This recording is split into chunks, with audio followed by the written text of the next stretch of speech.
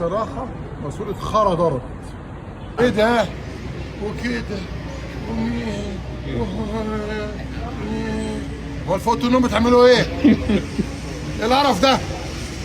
اسامه انت طول عمرك ذكر مع المستشار. ويا منى يا شاذ انت سنتك سودا. ديكو انت ليك عندي هي ديكو امام عاشور بتاع مين هتعرج؟ بس عمل شغل حلو يا ريس. يا باشا انت بقول لك ايه؟ واحد جاب جون. انا مش فاهم ايه يا جماعه ده؟ يعني المفروض يحمد ربنا انه كان بيبيع مش عارف ايه بره. كل واحد ساحب له مراته معاه.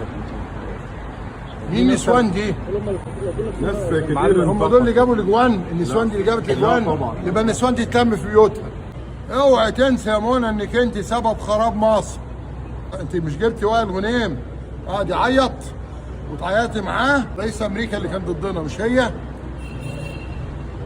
ايه القرف اللي انت بتعمليه ده؟ مدين لها برنامج حاجه هتقرف يعني. اوفا.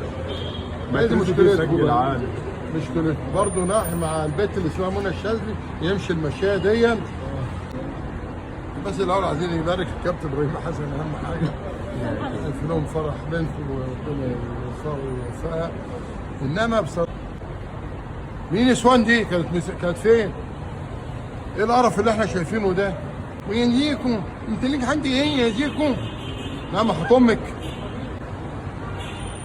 واحد جاب جون. انا مش فاهم ايه يا جماعه ده؟ يعني المفروض يحمد ربنا انه كان بيبيع مش عارف ايه بره، ده عادي مش مشكله. خلاص؟ كلهم. رايك ايه في الحكم بتاع مصر والارجنتين؟